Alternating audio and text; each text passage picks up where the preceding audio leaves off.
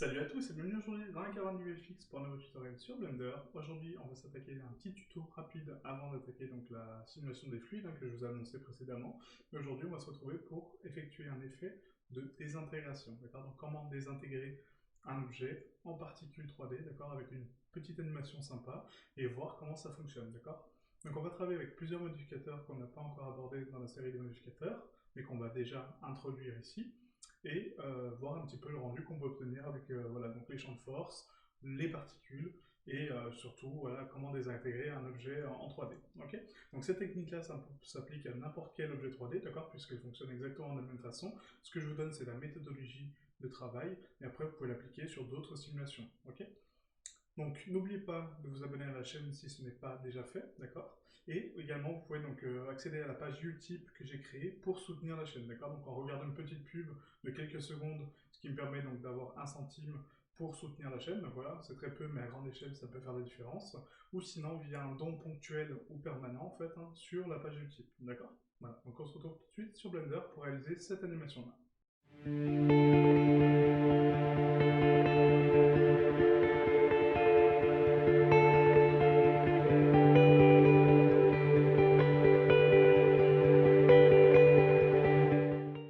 Voilà, donc une animation assez basique, du coup, comme vous avez pu le voir, mais du coup qui comprend pas mal de notions d'animation et de modificateurs en fait qu'on n'a pas encore abordé. Ok. Donc on se retrouve sur Blender.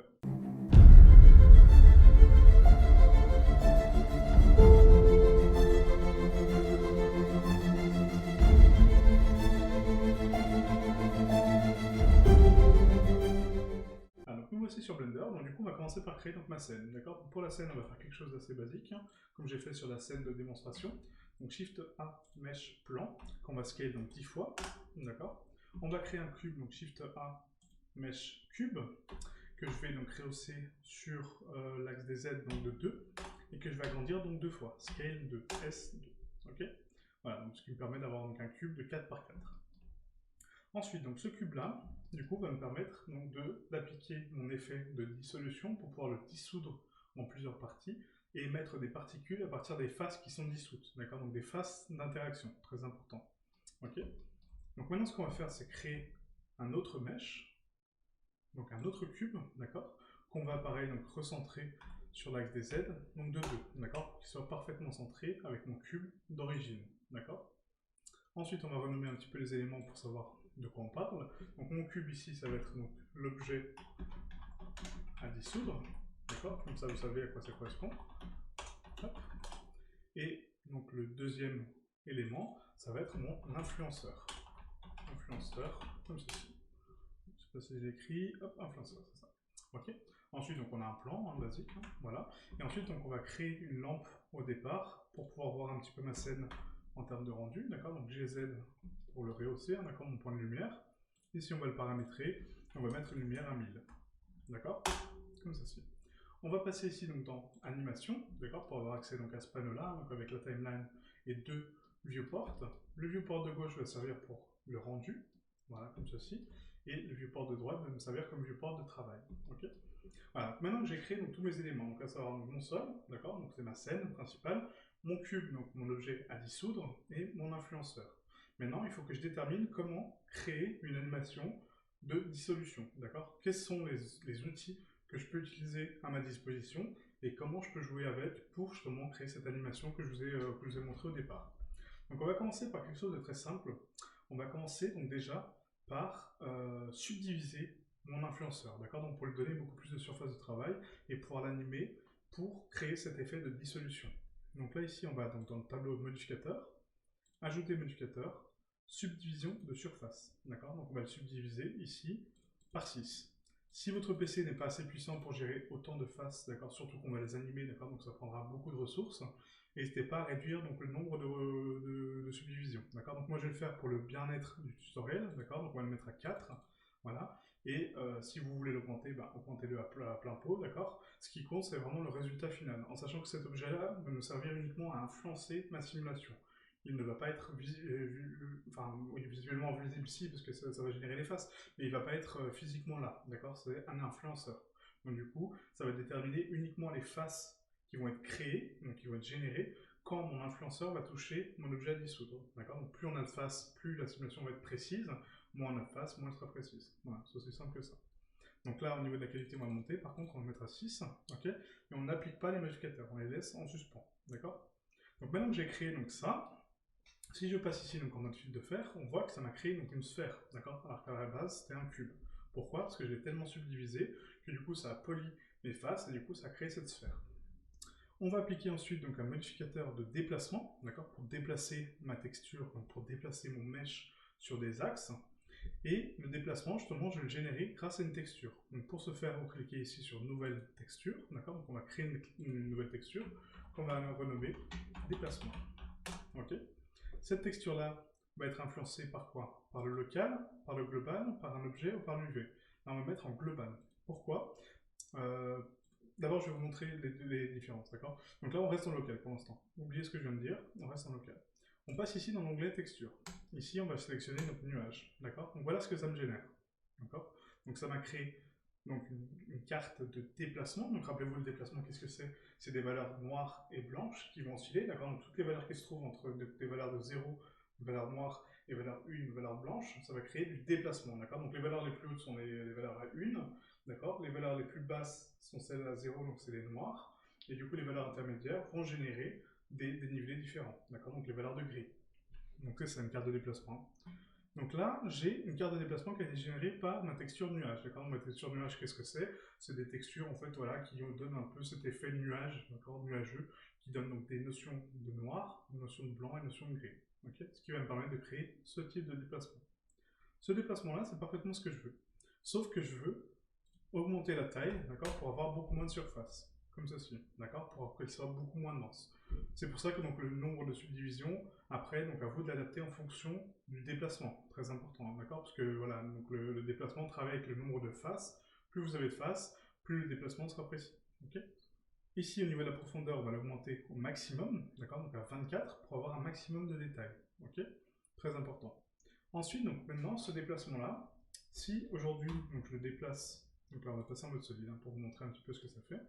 Si je le déplace donc sur la gauche, la droite, en haut, en bas, vous voyez que ma forme ne change pas, forcément, puisque j'ai appliqué ma texture d'une façon locale, d'accord? Donc c'est-à-dire que la texture va être appliquée par rapport à mon objet, et pas par rapport au monde, ok? Très important. Donc la position de mon objet va déterminer la position de la texture. Normal, j'ai un objet, ma texture est relative à mon objet, ok? Moi, ce n'est pas ce que je veux, puisque je veux que ce soit une texture animée, donc du coup, je vais la passer en global. Maintenant, regardez la différence. Ici en global, vous voyez, quand je la déplace, ça va déplacer ma texture. Pourquoi? Parce qu'en fait, donc, ma position ici, elle est différente de ma position là, dans le monde. Pas sur mon objet, encore une fois, dans le monde. Donc du coup, ma texture va se déplacer sur l'axe X, Y et Z, d'accord? Quand je vais déplacer mon objet, et ça va la déplacer en temps réel, d'accord? Donc du coup, elle va se déplacer en fonction. C'est comme si vous aviez donc mon image fixe en fait ici, d'accord? Donc ma texture de déplacement. Je prends mon objet, je la déplace donc du point A au point B, d'accord? Donc tout ce trajet-là, d'accord? Donc du coup, il va passer par un nombre incalculable de valeurs, d'accord? De la texture, et du coup, il va se modifier dans le temps. Voilà, c'est aussi simple que ça. Donc position globale dans le monde, position locale de mon objet. Ok, très important. Donc là, c'est ce que je veux, position globale. Pourquoi? Parce que quand je vais animer donc ma taille, vous voyez, ça oscille ma texture, donc du coup, ça l'agrandit. Quand je vais augmenter donc sa position, pareil, ça va la déplacer. Et quand je vais influencer ma rotation, vous voyez, pareil, ça va la faire osciller, d'accord? Donc elle bouge. Ok, très important. Ce qui va me permettre donc de créer un effet beaucoup plus organique à ma simulation, d'accord? Et du coup lui donner des paramètres complètement différents, d'accord? Et une texture complètement aléatoire, d'accord? Qui va être déterminée par rapport à ma texture de base, hein. Très important. Ok? Donc ici, maintenant, ce que je vais faire, j'ai commencé par créer mon animation. Donc là, ce que je vais faire, c'est qu'on va commencer par animer donc la taille, d'accord, donc la taille de mon influenceur, pour qu'il interagisse avec mon cube, d'accord, donc jusqu'à qu'il puisse atteindre cette taille-là, d'accord, donc la taille d'influence de mon cube, très important, ok. Donc là, on va commencer à créer donc, des clés de position au niveau de la taille, donc insérer une image clé à la frame 1, donc du coup on va scroll jusqu'à 125, donc 5 secondes d'animation, et là je vais agrandir mon objet jusqu'à qu'il interagisse donc, avec mon cube, d'accord, et qu'il le dépasse pour l'englober totalement, d'accord? Pour le dépasser, pour dépasser ses limites. Ok, très important. Et là, je vais insérer une nouvelle image clé. okay, sur l'axe X, Y et Z, d'accord? Même si j'influençais uniquement sur la taille, ça influençait sur tous les axes, hein, d'accord? Je ne fais pas juste un scale sur X, je fais un scale sur les 3 axes, ok? Voilà, donc maintenant j'ai créé mon animation, donc si on regarde, regardez ce que ça fait, donc là hop, voilà, ma forme va s'expandre jusqu'à entourer globalement mon objet, ok? Donc maintenant ce qu'on va faire, c'est que maintenant qu'on a créé donc, cette animation-là, en gros j'ai mon influenceur qui interagit avec mon cube à partir de la frame, donc là si on regarde, à partir de la frame 50, à peu près. Là on regarde, plus en précision, hop, voilà, à partir de la frame on va dire 40. Ce que je peux faire, c'est que pour limiter mon animation, d'accord, donc c'est-à-dire que de la frame 0 à 40, est-ce que ça sert à quelque chose que je calcule ces mouvements-là? Non, puisque je ne vais pas influencer avec mon cube, d'accord? Moi, en revanche, ce que je veux faire, c'est lui donner donc une épaisseur à mon cube, d'accord, pour qu'il ait des faces internes, et que du coup, quand il va être dissous, ça va créer des épaisseurs, d'accord? C'est pas un plan ou une feuille de papier, mon cube, c'est quelque chose de solide, d'accord? Donc je veux lui donner une épaisseur. Pour ce faire, on va ici donc sélectionner mon cube, ajouter un modificateur, et on va lui donner donc une solidification, solidifier, d'accord? J'appuie sur 7 pour passer en butte dessus, Z pour passer en mode fil de fer, pour voir un petit peu ce que je fais, d'accord? Donc là, on va appliquer, donc rappelez-vous, une épaisseur. Ici, donc l'épaisseur, je vais appuyer sur CTRL A pour appliquer la rotation et l'échelle de mon cube, très important. Et du coup, je vais augmenter, vous voyez, donc l'épaisseur interne de mon cube, d'accord? Donc en positif, d'accord? Donc ça va l'épaissir à l'intérieur. Ici, on va donner donc une taille de 0.30. Ok. Maintenant, par rapport à mon animation, on va regarder donc la taille de mon influenceur jusqu'à qu'il interagisse avec mes faces internes. D'accord? Donc très important pour la simulation par la suite. Donc la 40, ça me paraît une bonne valeur. C'est-à-dire que donc les frames de 0 à 40, je n'ai pas besoin de les calculer puisqu'elle ne va pas interagir avec mon objet. Ok. Donc du coup, ici, à la frame 0, ok, donc la première frame de notre animation, il faut que j'agrandisse mon influenceur, comme ceci, jusqu'à arriver donc aux limites à peu près, voilà, et remplacer les clés de position que j'avais ici, d'accord, donc les clés d'animation. Maintenant, quand je vais jouer donc de 1 à 125, voilà. Là, j'ai ma simulation parfaite, puisque du coup, dès la première frame à la deuxième, il va commencer à interagir avec mes faces internes, ce que je veux. Ensuite, il va s'expandre et recouvrir entièrement mon objet, d'accord, comme là c'est le cas. Voilà, donc là on a créé donc mon animation avec mon influenceur. Maintenant il faut déterminer qu'est-ce qu'on va faire de ces objets-là. Donc là j'ai mon objet à dissoudre, j'ai mon influenceur, mais pour l'instant, voilà ce que j'ai. D'accord. Donc j'ai un objet qui sort de mon cube, un objet assez étrange avec des faces, des pics, et voilà ce que j'ai. Moi c'est pas ce que je veux. Ce que je veux c'est que quand mon objet, donc mon influenceur va interagir avec mon objet à dissoudre, que ça supprime les faces de mon cube, d'accord? Là actuellement c'est pas le cas parce que ma géométrie, vous voyez, elle est intacte ici. Elle est toujours pareille, même si je le traverse complètement, mon cube existe toujours. Moi c'est pas ce que je veux. Je veux que quand mon objet interagisse avec l'objet à dissoudre, qu'il disparaisse. Donc là ce qu'on va faire, et pour ce faire on va appliquer donc, un modificateur de booléen, d'accord? Donc une autre façon encore une fois d'appliquer un modificateur qu'on a déjà vu ensemble. Donc là on va juste appliquer l'épaisseur, CTRL A, rotation échelle, d'accord, pour appliquer tout ça, et on va créer un modificateur de booléen. Le modificateur de booléen, on l'a déjà abordé beaucoup de fois sur les tutos, rappelez-vous, c'est pour créer donc, soit une différence, une union ou un ajout sur deux objets, d'accord, donc deux extrémités. Donc l'objet principal, donc l'objet que vous voulez garder, l'objet que vous voulez creuser entre guillemets ou que vous voulez modifier, il faut que ça soit celui qui contient le modificateur. Et ensuite, on va déterminer donc ici un objet qui va influencer cet objet, d'accord, donc influencer l'objet que vous voulez modifier. Donc là c'est le cas, mon cube c'est quoi? C'est celui qui contient mon modificateur de booléen, et celui qui va l'influencer c'est mon influenceur. Ok, donc là je sélectionne mon objet, influenceur, d'accord? Maintenant regardez ce qui se passe, quand mon objet va commencer à interagir, vous voyez, avec ma forme, ça va créer donc des faces internes par rapport à l'interaction avec mon influenceur, hein, regardez, d'accord, il va s'adapter à mon influenceur, et du coup, va créer une différence, d'accord, entre les deux objets. Donc, du coup, regardez, ça va le dissoudre, vous voyez. Donc là, il se dissout, d'accord, donc ça va couper les faces et en créer en fonction de l'influenceur, d'accord. Par contre, là, qu'est-ce que je peux m'apercevoir, c'est qu'effectivement, ça dissout bien, donc ça supprime bien mon objet, vous voyez, donc là, il a complètement disparu quasiment, mais j'ai encore des faces apparentes, c'est-à-dire que là, mon objet, en fait, ma simulation qu'on a calculée ici, de ce qui est visible, on ne voit pas tout, malheureusement. C'est-à-dire qu'il y a des faces qui sont beaucoup plus grandes. Donc là, on va l'agrandir en termes d'échelle. Hop, pas trop non plus. Voilà, comme ceci. Jusqu'à que mon cube disparaisse complètement. Donc là, c'est pas le cas encore. On va l'augmenter. Hop. Voilà, comme ceci. Ok. Donc une échelle à peu près de 5,1. Ok. On change les images, donc les images clés, hein, d'accord. Maintenant, regardez ma simulation.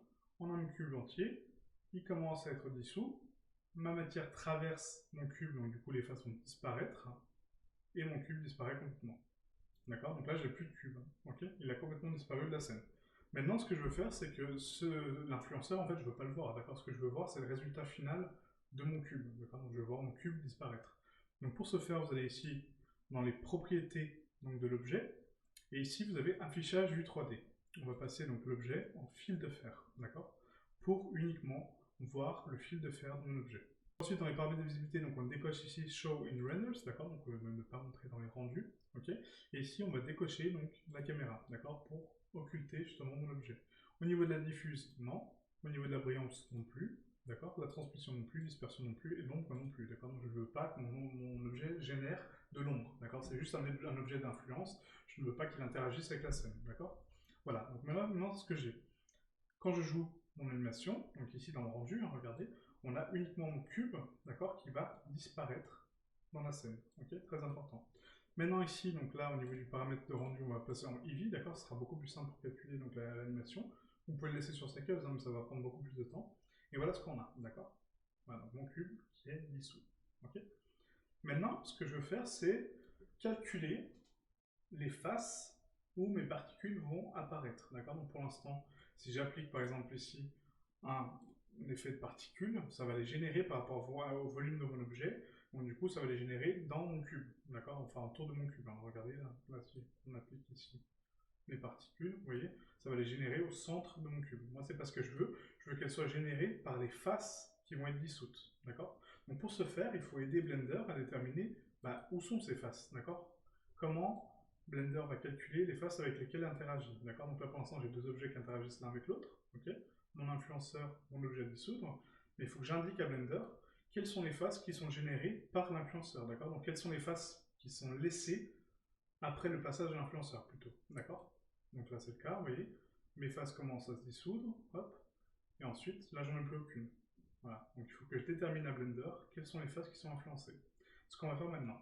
Donc là, pour ce faire, il faut passer par un outil qui s'appelle la peinture dynamique. Donc rappelez-vous, j'en ai parlé donc, dans la vidéo du modificateur de vague, pour influencer pareil donc une forme en fonction du poids des vertex. D'accord. Donc la peinture dynamique en fait sert à peindre un objet en fonction d'une animation ou d'un déplacement, ou d'une texture, etc. Et du coup, ce qui permet de faire des effets vraiment sympas. Nous, aujourd'hui, on va l'utiliser, donc la peinture dynamique. Pourquoi? Pour dire que voilà, ma brosse, ça va être mon influenceur, d'accord, donc l'objet qui va s'expandre, qui va interagir avec mon objet peu à peu, et mon canevas, d'accord, donc mon récepteur d'information, ça va être mon cube. Du coup, quand mon objet va s'expandre, donc mon influenceur, hop, je repasse juste en caméra, voilà, pour vous expliquer.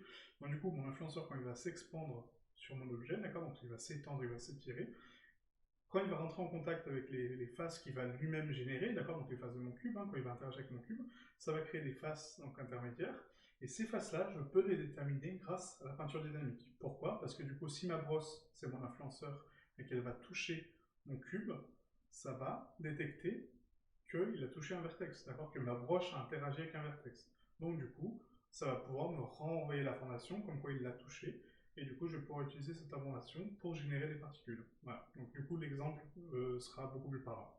Donc on repasse sur Blender, donc du coup ici regardez. Si je regarde donc en fil de fer, donc on passe sur 7Z en fil de fer. Là ce que j'ai, voilà, donc j'ai mon influenceur qui va s'expandre, d'accord.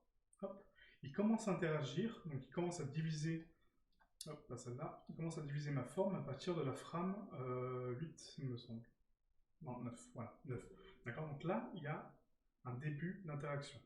Donc ce que je vais faire, c'est que ici, donc mon cube, hein, d'accord, donc vous sélectionnez votre cube, on va ici donc dans les simulations de physique, et là on va sélectionner peinture dynamique, comme pour la peinture des vagues, hein, pareil.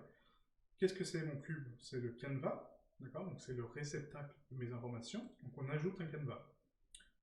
Mon influenceur, c'est quoi? C'est pareil, donc une partie de la simulation de peinture dynamique, mais ça va être ma brosse, d'accord? Donc c'est lui qui va déterminer où aller, d'accord? Quoi faire en fait s'il touche une face, s'il génère une face, s'il fait quelque chose, ok? Donc ensuite ici, donc la source de peinture, d'accord? Donc qu'est-ce qui va influencer? Est-ce que c'est le volume du mesh ou est-ce que c'est la proximité du mesh? C'est la proximité du mesh, d'accord? Donc c'est le volume plus la proximité. Non seulement il va calculer donc le volume, d'accord? Donc le volume d'interaction, est-ce qu'il interagit avec le volume? Oui, puisqu'il est contenu dedans, mais il n'a pas généré de face. Et du coup, il va calculer donc la proximité du mesh. À quelle distance je suis proche de mon mesh ou pas. Ici, on a une valeur donc, de base de 1 au niveau de la distance, donc ça, il faut la réduire, d'accord, pour avoir une valeur de calcul beaucoup plus précise et qu'elle ne soit pas aussi dense. Là, une valeur de 1, ça veut dire que ça va calculer toutes les faces à partir de une position de son volume, d'accord. Donc c'est-à-dire que son volume, par exemple, je ne sais pas, il fait un volume de 5, du coup, si on donne une valeur de 1, d'accord, donc ça va calculer une distance de 6, d'accord, en termes de volume. Voilà, c'est un exemple, ok. Donc là, il faut la réduire pour justement donc avoir des densités de calcul beaucoup plus petites et du coup vraiment calculer l'interaction précise de pile poil avec mon cube, d'accord. Donc là quand il touche, vous voyez qu'il le frôle en fait à peine, hein, il le frôle, d'accord. Il n'est pas à 1 mètre de l'interaction, voilà, il le frôle, donc du coup on va mettre 0,01, donc 1 mm, ok.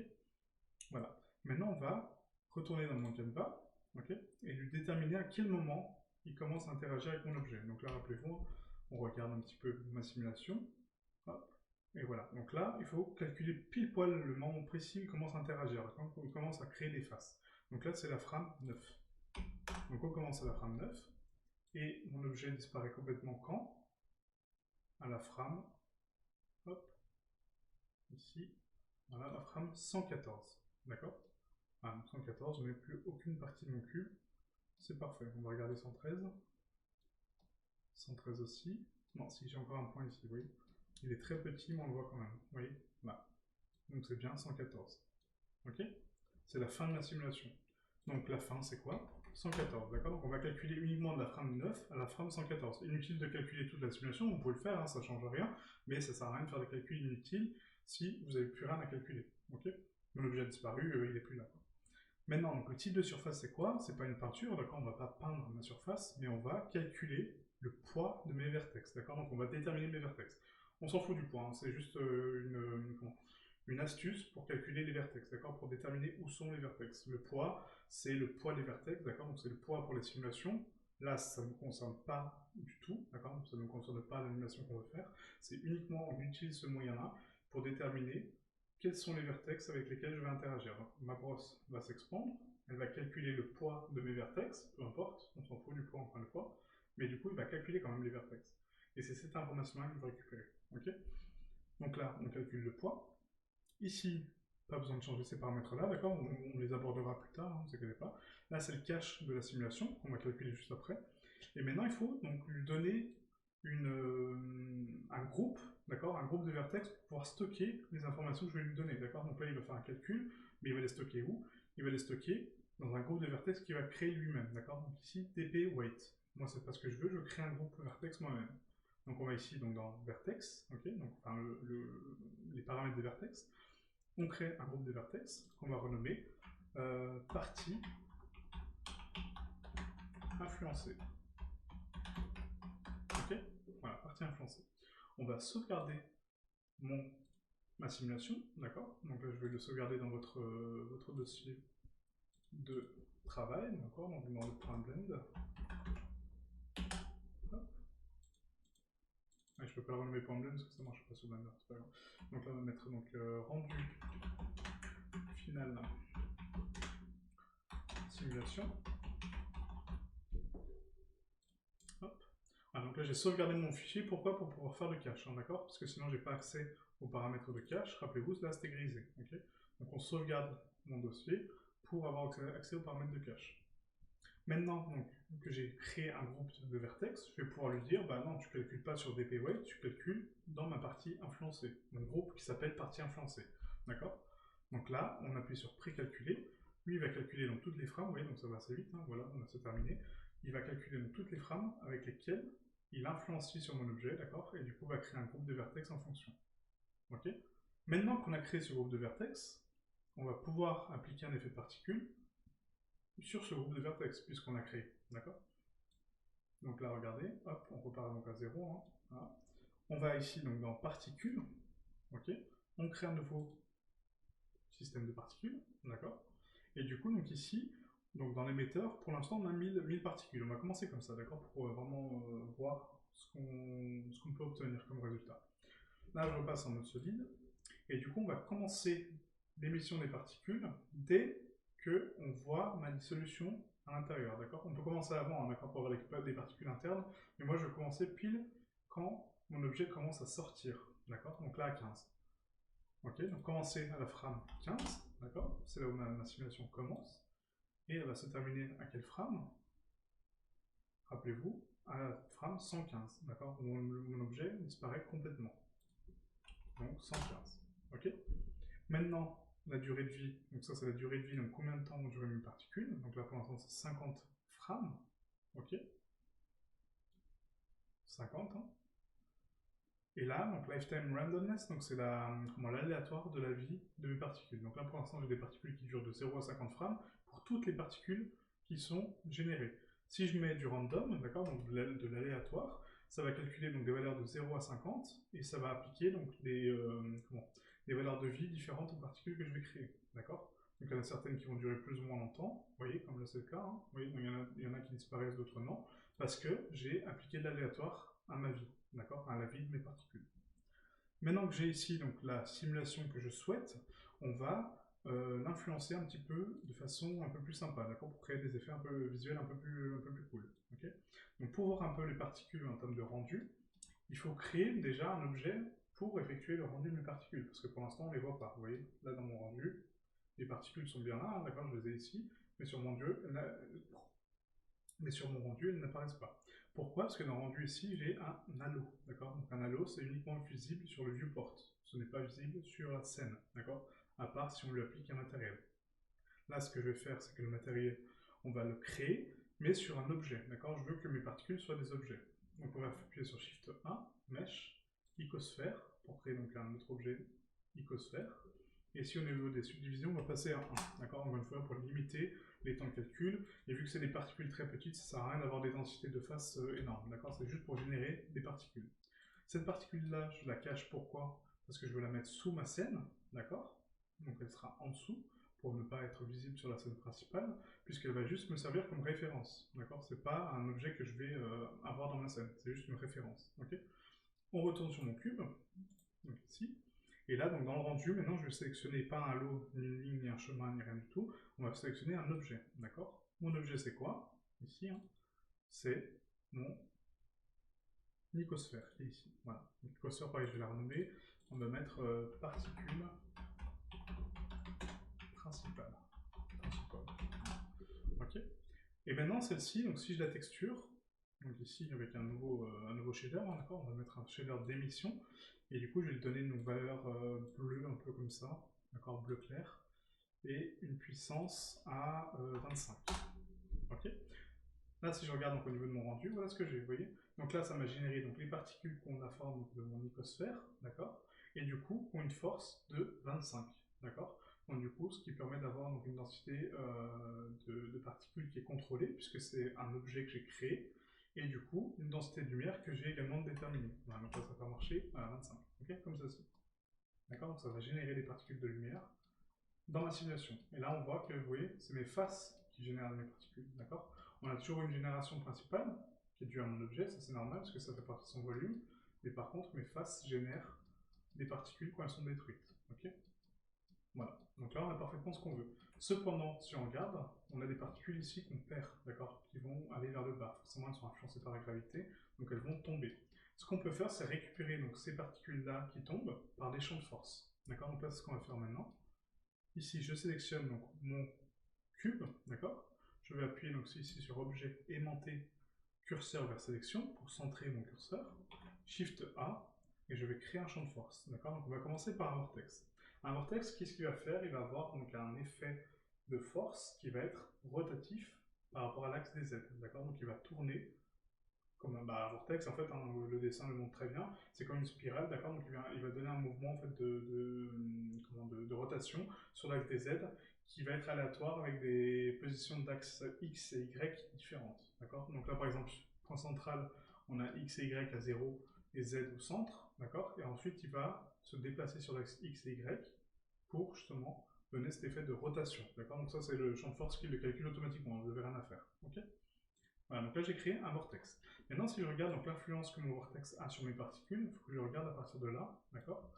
Donc là, pour l'instant, il en a très peu, d'accord. Donc il attire très peu les particules vers lui, d'accord, vraiment très très peu, mais il en attire quand même. Donc du coup, on va augmenter cette force-là. Donc ici, dans le paramètre de force, on va mettre une force donc à 3, je pense que c'est pas mal. Hop, excusez-moi, je vais repasser sur mon écran principal. Donc force à 3. Le flux entrant, on va le mettre donc à 3 pareil, d'accord. Donc du coup, ça va attirer encore plus les particules vers lui. Le noise amount, donc ça c'est le paramètre de bruit, d'accord, pour générer un peu d'aléatoire, on va le mettre à 1. Et la graine, ça c'est la graine de simulation, d'accord. Donc si vous changez la graine, ça change complètement la simulation, donc la génération du vortex, d'accord, par rapport aux paramètres que vous avez mis. Et du coup, ça permet de donner de l'aléatoire encore une fois. Donc l'atténuation, non, ça non, voilà, donc c'est bon, ok. On va voir un peu ce que ça donne. Donc on va jouer mon animation depuis le début, d'accord, pour voir un petit peu ce que ça génère. Voilà. Ok. Donc là, ça va attirer mes particules à l'intérieur, d'accord. Donc c'est pile poil ce que je veux, c'est parfait, d'accord. Maintenant, ce qu'on va faire, c'est qu'on va retenir un peu plus longtemps les particules, puisque, rappelez-vous, ce qu'on veut garder, c'est les particules qui sont en dessous, hein, d'accord. Donc les particules qu'on perd. Donc là, ce que je vais faire, je vais réappliquer un champ de force magnétique, d'accord. Donc je vais créer du magnétisme sur ma scène pour attirer les particules vers vers mon magnétique, hein, tout simplement. Ok. Ah, du coup, donc, le magnétique en fait, fonctionne de la façon suivante. En fait, quand vous mettez donc, des valeurs positives, en fait, ça va donc, repousser les éléments. Quand vous mettez des valeurs négatives, ça va les attirer. D'accord. Donc, moi, ce que je veux les attirer à l'intérieur de ma scène. D'accord. Donc, à l'intérieur de mon champ magnétique. Donc, moins 2, un flux de 1 et un noise amount de 1. D'accord. Pour créer encore une fois cet effet d'aléatoire. Donc là, on regarde ce qu'on a. Hop, voilà. Donc là, toutes mes particules, vous voyez, sont attirées vers le centre de la scène. Par contre, elles continuent à tomber. Hein. D'accord. Donc pour qu'elles arrêtent de tomber, on va enlever tout simplement la gravité de ma scène. D'accord. Donc là, hop, on va ici donc sur les particules, hein, excusez-moi, je vais un peu vite. Hop, sur les particules. Ici, on a donc le poids de champ. D'accord. Donc rappelez-vous, on a déjà vu ça sur la simulation des tissus. Et ici, j'enlève la gravité de ma simulation. D'accord. Ce qui va permettre donc de créer un effet stationnaire en fait de mes particules, d'accord, parce qu'elles ne sont plus influencées par la gravité. Et voilà ce que ça fait. Ok. Voilà, donc ça va créer une animation sans gravité, d'accord, donc elles ne vont plus tomber, elles vont être attirées par mes champs de force. Donc le vortex qui va les pousser à l'intérieur de façon rotative et le magnétisme qui va les attirer, d'accord, de cette façon.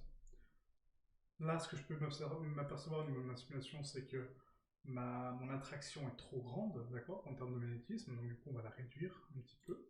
Donc je sélectionne mon champ de force, hop, donc le magnétique, et ici on va réduire, donc là on va mettre un moins 1, voilà. Et en termes de flux, on va mettre à 0.5. Ok, comme ceci. Je joue mon animation, je regarde un petit peu ce que ça donne. Voilà, donc là c'est vraiment pas mal. Ok. Nickel. Maintenant ce qu'on va faire, c'est qu'on va donner beaucoup plus de particules à cette simulation, parce que là c'est vraiment très pauvre en animation. Les particules sont toutes identiques, ça n'a pas de relief, ça n'a pas de vie, voilà, d'accord, ça n'a pas d'âme. Donc là ce qu'on va faire, on va ici donc, dans les paramètres de particules, on retourne ici donc dans le nombre de particules, hein, d'accord. Et là je vais rajouter donc 2 zéros. Hop, donc 100 000 particules. Donc là encore une fois, adapter le nombre de particules en fonction de la puissance de votre ordinateur. Vous voyez, donc là ma simulation est beaucoup plus longue, puisque ma génération de particules est beaucoup plus importante. Et voilà ce que ça crée, d'accord. Ça va créer un flux d'énergie constant sur mes faces, d'accord, et du coup on va être attiré par mes champs de force. Donc là ce que je veux, c'est que la taille donc, de mes particules, d'accord, soit aléatoire aussi. Donc ici on a une taille échelle, on va réduire la taille échelle principale, on va mettre à 0.025, d'accord, pour les réduire en termes de taille. En termes de random, on va mettre à 1, d'accord, donc une échelle de randomness, d'accord, pour donner donc de l'aléatoire partout. Là si je recalcule ma simulation, regardez ce que ça fait, ça génère une particule, hop, et voilà, d'accord, elles vont être attirées à l'intérieur, d'accord, créant ce flux d'énergie vraiment très joli. Et du coup, voilà, donc elles vont se dissoudre tout doucement, vous voyez, en particules. C'est parfait, d'accord. Donc plus vous avez de particules dans votre simulation, plus les phases vont en générer, d'accord? Donc très important. Là on regarde donc la différence avec 1000. J'ai quasiment que la partie droite qui fonctionne, puisque je pense que c'est la partie la moins influencée, vous voyez? Voilà, très peu la partie gauche. Alors que si j'en crée beaucoup plus, donc 100 000, hop, là j'ai quasiment toutes mes phases qu'en génère, hein, regardez. Hop, voilà. Et après donc à la fin là, une fois que j'ai beaucoup moins de surface de travail, voilà, vous voyez, toutes les particules qui sont générées, voilà. D'accord? Donc bien jouer entre le nombre de particules que vous avez, la puissance de votre ordinateur, hein, malheureusement, donc ça va dépendre de la puissance de calcul que vous avez, mais voilà, en tout cas ça permet de créer des effets vraiment très sympas. Ensuite, donc là, qu'est-ce qu'on peut changer au niveau de la simulation? Je pense qu'on est tout bon. Maintenant, ce qu'on va faire, c'est qu'on va créer donc, un glow interne en fait, de départ. Donc là, je vais rajouter dans ma simulation un objet, donc Shift A, et on va mettre un point de lumière à l'intérieur. Pourquoi? Puisque là, quand ça va générer les particules, vous voyez que mes faces en fait sont complètement plates, en fait, elles n'ont pas de texture. Donc déjà, on va commencer par texturer mon cube. Donc ici, dans les matériaux, on va créer donc un nouveau. Baisse d'habilité, on va le mettre donc ici en noir, comme ceci. En termes de rugosité, je pense que je vais laisser une rugosité à 0, d'accord, pour donner un effet miroir. Et la spec, on va la baisser au maximum, on va la mettre à 0.1. Voilà, pour avoir vraiment une densité de noir très importante. Ok, comme ça, on a pas mal de relief, c'est vraiment sympa. Ensuite, donc le sol, pareil, on va lui donner une texture bas noir aussi, d'accord, pour créer un peu de contraste avec mon éclairage. Et la spec, on va la mettre à 0.2. Et la rugosité, par contre, en revanche, on va l'augmenter à 100%. D'accord? Donc je ne veux pas de reflet sur mon sol. Comme ceci. Ok? Maintenant, ce qu'on va faire, c'est qu'on va, donc là, on a généré un point de lumière. D'accord? Donc le point de lumière ici, je vais lui dire qu'il est complètement bleu. D'accord? Pour donner donc une teinte à ma scène supplémentaire. Et en termes de puissance, on va augmenter la puissance à 16 000 watts.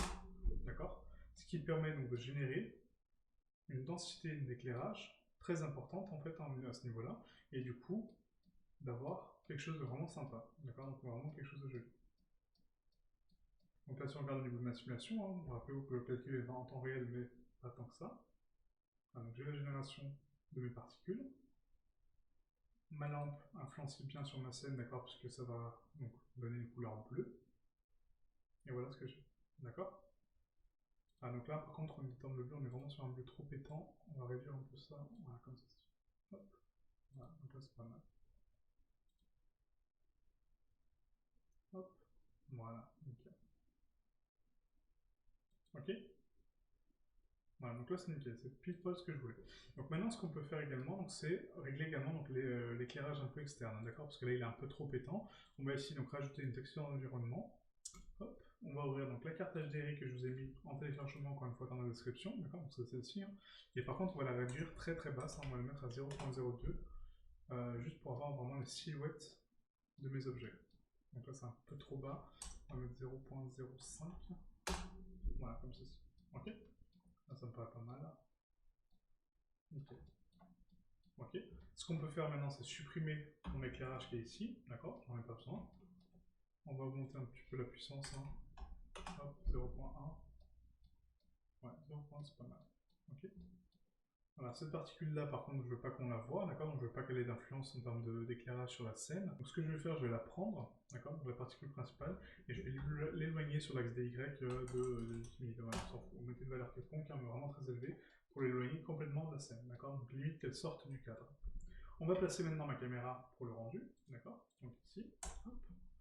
Rappelez-vous d'activer donc ici sur N, vue, fixer, donc verrouiller la caméra à la vue, d'accord, pour pouvoir déplacer ma caméra en fonction de ma vue. Ok, très important. Voilà, comme ceci. Hop, on va faire un rendu par là. Hop. Je vais faire un rendu carré, je pense que ce sera plus sympa.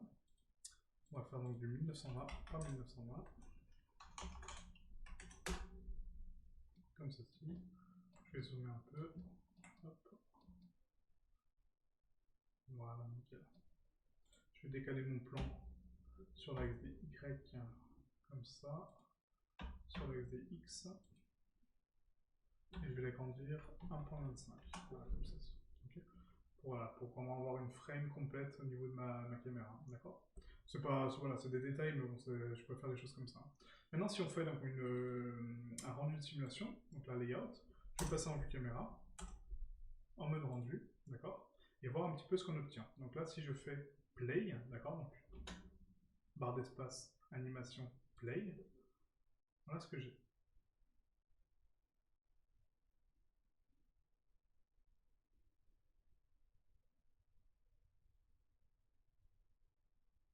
Voilà, c'est vraiment très très beau. Ok. Mais ça crée une espèce de spirale de particules qui ensuite disparaissent. D'accord. Voilà. Donc voilà le type d'animation que vous pouvez réaliser grâce aux effets de particules, grâce aux booléens, d'accord, qui vont dissoudre donc les formes, et du coup comment générer donc des particules à partir des formes qui sont dissoutes. D'accord. Très important. Donc là, à l'occurrence, on a donc 100 000 particules. Après, on peut en rajouter beaucoup plus, hein, faire des simulations avec 1 million, créer deux systèmes de particules qui vont donc avoir deux densités de couleurs différentes ou deux types de particules différentes, ajouter des éclairages différents, ajouter des textures à votre cube, ajouter des mèches beaucoup plus complexes, hein, d'accord, donc des crânes, des choses comme ça, pour faire des animations vraiment sympas. Ok. Voilà, j'espère que ce tutoriel vous a plu. N'hésitez pas donc à laisser un commentaire si voilà, vous avez des questions, ou même si vous avez tout simplement un compliment à faire par rapport à ce tutoriel-là. Et n'oubliez pas donc de mettre un petit pouce bleu si vous avez apprécié. Okay. Et on se retrouve donc pour la prochaine vidéo sur la simulation des fluides. Merci à vous et à très bientôt. Ciao, ciao.